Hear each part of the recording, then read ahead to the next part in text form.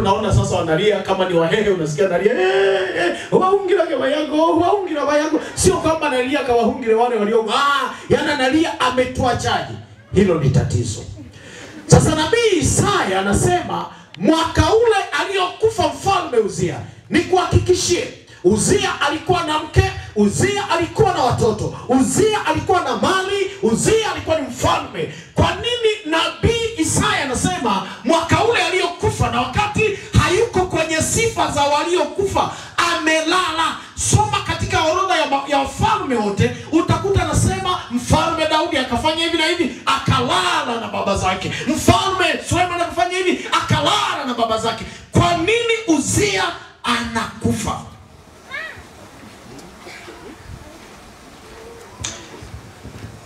Wakati Isaya anaandika alikuwa nabii. Utasoma mafungu yanayoendelea, anasema akamwona Bwana afu pindo lake limejaza hekalu mbeleni, anasema akalia akasema, ole wangu mimi maskini, mimi mchafu. Analia Isaya. Lakini katika ofisi yake yote ya kinabii, katika ofisi yake yote aliyofanya kazi ya unabii, hakuwahi kumuona Bwana. Pamoja na kwamba ni nabii, hakuwahi kumuona Bwana. Sasa Uzia anakufa. Ukweli ni kwamba Uzia hakufa, ila alilala. Kwa nini Isaya anasema alikufa? Ni kwa sababu Uzia alichukua nafasi ya Bwana, akamfunika Isaya, akawa ni tegemeo la Isaya, akawa ni tegemeo la taifa, akawa ni wa kuabudiwa. Kwa hiyo Bwana akasema huyu hatalala, atakufa. Ngoja nikwambie, ogopa sana kuwekwa kwenye nafasi ya Mungu. Eti kwenye kwaya tumeitwa kwenda kwenye makambi mpaka watu waseme, jamani tunaenda da na fulani hajaenda. Mimi simo, tunaenda kuaibika. Wanakutafutia kifo maana umekalia kiti cha Bwana.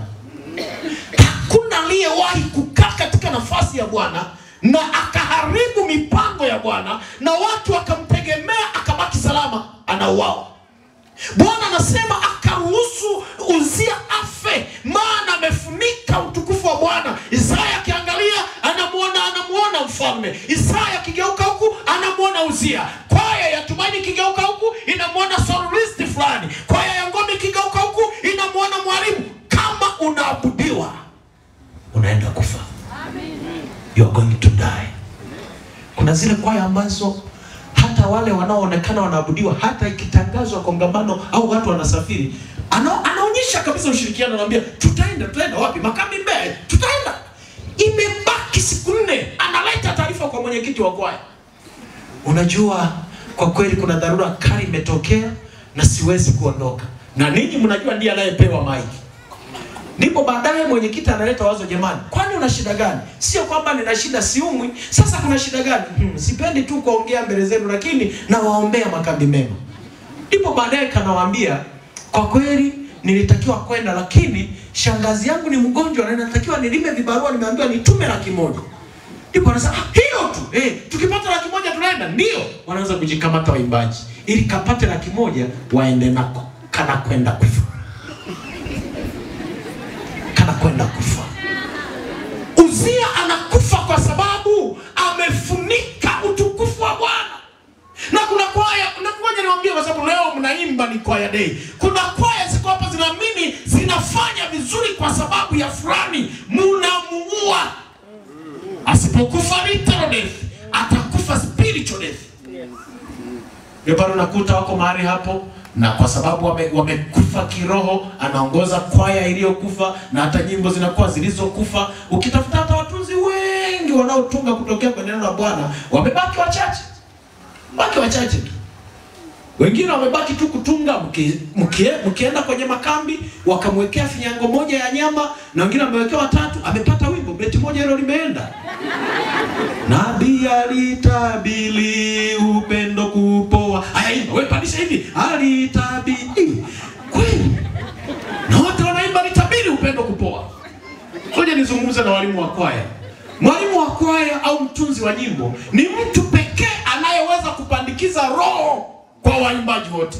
Roho, whether ni roho mzuri au ni roho mbaya. Walimu na watunzi wana uwezo wa kuwapandikizia roho. Kwa hiyo kabla haujaimba wimbo wa mwalimu wa kwaya yako, muulize aliutungaje.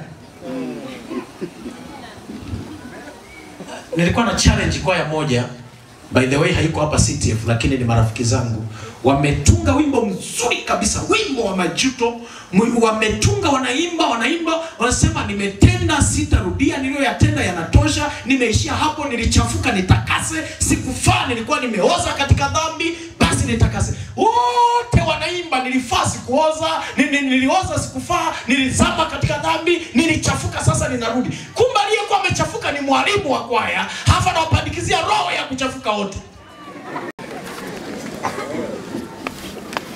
Kama mtu hajawahi kuvuta sigara, pombe hajawahi kunywa, halafu kana kuimba nikabikira hata zina hakaijui, wizi ndio kwanza hakajawahi, kako hapo kamekoma, nilichafuka, nilioza, ninarudi. Hai.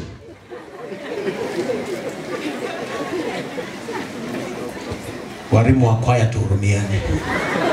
Tafadhali kabisa waeleze kwamba jamani, huu wimbo ni maisha yangu, kwa ninauleta kwenu, muimbe kwa ajili ya maisha yangu. Mwisho wa kunukuu.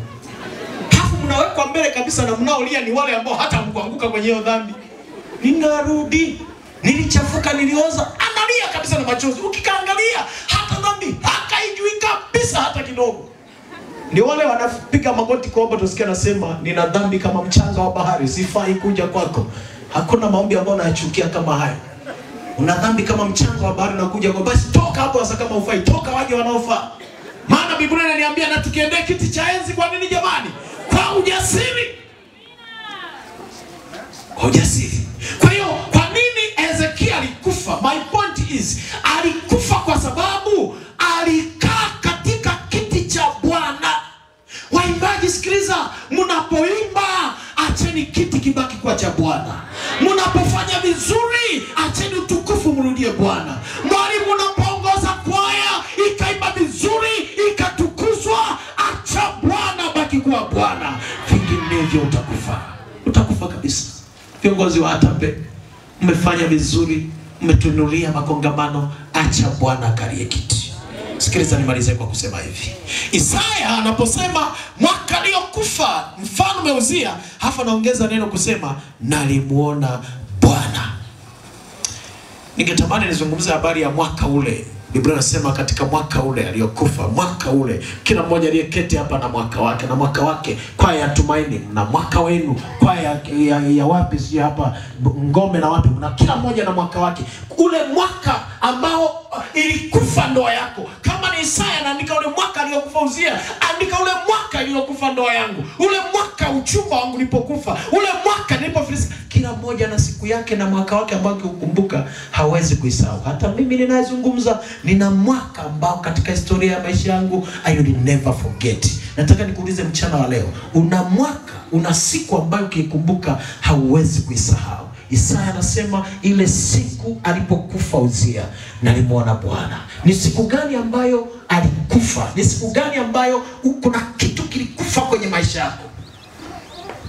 Ni siku gani ambayo kuna kitu nikitembea kilikufa katika maisha yako? Ni kitu gani? Maana tunapokutana hivi kwenye ibada, Wakristo wenzangu niwaambie, watu wamejaa uchungu, kuna vitu vimekufa kwenye maisha yao. Ule mwaka ambao upendo wa ndoa ulipokufa, watu walikuwa wanacheka pamoja na wao wacheki pamoja. Ule mwaka ambao biashara yako ilifilisika. Nilikuwa na rafiki yangu mmoja ambaye alikuwa anafanya biashara na kwenda mpaka Dubai, anafuata fedha na amebarikiwa, anafanya biashara mahali fulani, moto ukawaka ukaunguza lile soko na biashara zake zikaishia mahali pale. Amewekeza kwa watu, amewasaidia sana, lakini ule mwaka biashara ilipokufa hakuna aliyewahi kumkumbuka na kumsaidia. Analia tu peke yake. Ule mwaka alipokufa Uzia. Ni nini kimekufa kwenye maisha yako? Funga usimuone Bwana. Ninachomshukuru Isaya, mwaka aliokufa Uzia, yeye alimuona Bwana. Kumbe unaweza ukawa nabii na hujawahi kabisa kumuona Bwana. Haujawahi kabisa. Na Isaya alikuwa na hudumu kama nabii, amefanya mambo makubwa, amekwenda na Israeli katika utumwa wa Ashuru, ameenda Babeli, ametabiri, ameandika mambo mengi, lakini hakuwahi kumuona Bwana. Fumbua macho yako niseme neno hili la mwisho. Kuimba sana haimaanishi umemuona Bwana. Kuhubiri sana haimaanishi nimemuona Bwana. Sikiliza, hata wewe kuwa kiongozi haimaanishi umemuona Bwana. Waliomuona Bwana, sifa yao ya kwanza kama Isaya, wanaona dhambi zao. Unajua ukianza fungu la kwanza la Isaya na yale mengine aliyokuwa anatabiri, huyu mzee alikuwa ni mzee wa ole wenu mataifa, ole wenu Babeli, ole wenu Ashuru. Alipomwona Bwana anasema ole wangu mwenye midomo michafu. Kama mshiriki ambaye anaona dhambi za wengine kuliko za kwake, hajamuona Bwana. Waliomuona Bwana wanaumizwa na matendo yao. Hata wakija kanisani, hotuba ikihubiriwa, wanasema Yesu, hiyo ni ya kwangu, nisaidie. Lakini leo makanisani kwetu, angalia, hata tunapohubiri hivi ni kana kwamba mtu anasema leo wamepashwa, wameambiwa haujakutana na Bwana. Katika maisha yetu tunadhani tumeshakutana na Bwana. Kwaya zetu, naomba nikazie katika swala la kwaya. Kwaya zetu, Bwana anatamani tufanye jambo kubwa kuliko hili tunalofanya. Kubwa sana kuliko hili tunalofanya. Ndani roho huwa anashuka, ni kazi ya kuimba. That is why hatuwezi kuhubiri bila kuimba. Ndio maana tunawaambia imbeni. Kwa hiyo unapokuja hapa, jitakase, unafanya kazi takatifu. Kazi kubwa sana takatifu. Lakini angalia, kwaya zetu zinaimba na hazijajitakasa. Zinaimba na zimevaa sare zilizoshona kwa zaka. Wanaimba na wamevaa sare za kuhongwa, wanaimba they are singing. Wanaimba lakini kwa kweli zile lugha, zile sauti nzuri zinazoimbwa hapa, waimbaji mnaonitazama, wana sauti nzuri kabisa nyororo, lakini wakute wanaungurumia wenzi wao kule nyumbani. Nyumba yote ina besi. Pako nadhani hao waliona wanaume au kuna mke na mume huko ndani. Lakini wakifika hapa, paradiso paka koka na lakini akifika nyumbani amenyoka kwa mwanamume. I wish kama kuna ndoa zingeongoza kwa kuwa njema na zenye raha ni za waimbaji. Lakini angalia leo, mwimbaji anamheshimu mwalimu wa kwaya kuliko mume wake.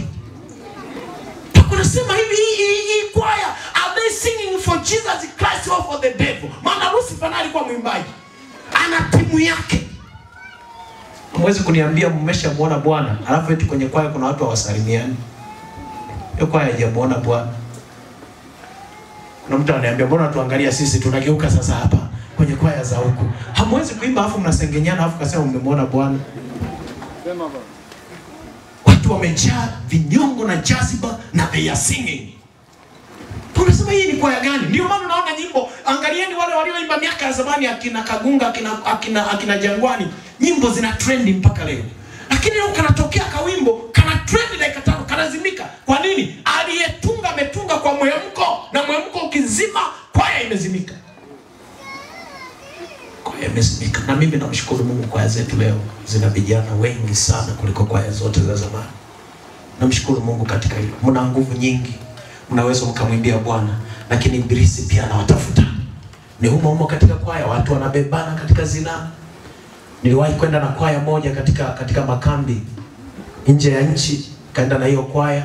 Siku tumefunga Jumatano, huwa nina kawaida ya kufunga, lakini wanawatangazia, nawaambia jamani, kama mnahitaji na nyinyi mfunge. Tumefunga mida ya saa 7 hivi mchana, tukapumzika. Naletewa taarifa, naambiwa pastor, kuna ngumi kule zinatembea.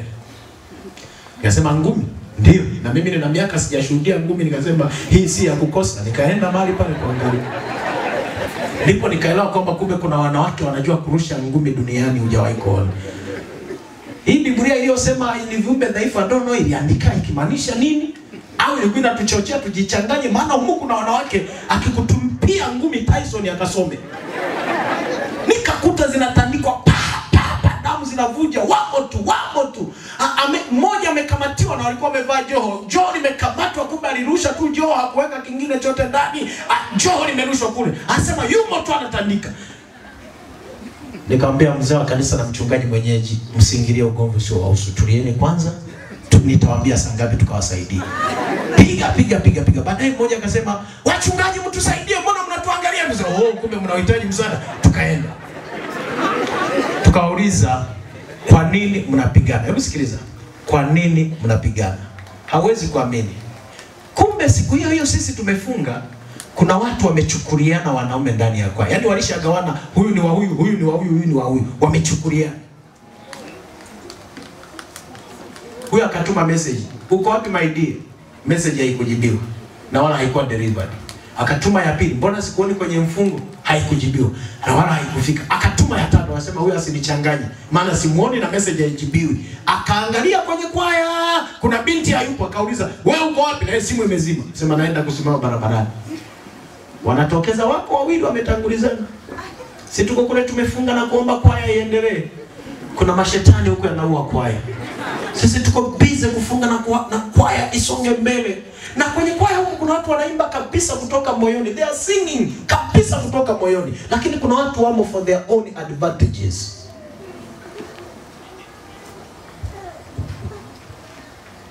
Watu wanagawana katika kanisa. Huyu tukaachana, kwa hiyo yule mwalimu ameondoka, nikarudiana na huyu. Hawezi kuelewa maana kwenye kwaya yako haijatokea, lakini hayo ndio yanayofanyika. Nitoe wito kwenu, omba kumuona Bwana katika huduma yako. Ukimuona Bwana, uliye mwimbaji, uliye mhubiri, uliye kiongozi, ukimuona Bwana utalia na dhambi zako. Kwa hiyo tunaposimama hapa kuhubiri, unaposimama hapa kuimba, kuna nyakati mimi namwambia hata mke wangu, ukiona nimesimama kuhubiri, pray for me. Pray for me. Mahali hapa unapopaona hapa ni parahisi tu ukiwa unapita pita hapa kupasafisha. Ila ukija kusimama ili uhubiri, simama kuhubiri, wanaweka mikono, Bwana mtakase Bwana, ndipo unasikia mapepo yanalipuka. Ila kwanza leo mapepo yamo lakini hayalipuki. Kwa nini? Linakuja kabisa nataka kumtikisa mwenye nalo, ananiambia tulia nitakutetea, usiniaibishe mbele ya watu. Pepo nao lina relax. Wanatoa sadaka pamoja, wanaimba pamoja, wanajimachi pamoja, na pepo lipo. Unasema kweli Bwana nitaka kukuangusha Bwana. Maisha yanaendelea. Katika mwaka ambao Isaya alimuona Bwana, alipokufa Uzia, Isaya alimuona Bwana. Wito wangu ni huu, ruhusu asiwepo yeyote wa kukalia kiti cha utukufu cha Bwana. Wale ambao mko mahali hapa wana atabe, Bwana wengine amewabariki, mna miradi, mna fedha, mna mali, usiruhusu zikalie kiti cha Bwana. Acha zikafanye kazi ya Bwana. Bwana zitumie kwa mapenzi yake. Wanataaluma mlioko mahali hapa, mko kwenye ofisi zenu, wengine mna ngazi kubwa serikalini, msiruhusu mabosi wakalie kiti cha Bwana. Maana kuna wengine bosi akiongea wanatetemeka, lakini Bwana akiongea hawana shida na yeye. Wacheni Bwana abaki kwa Bwana. Simama pamoja nami.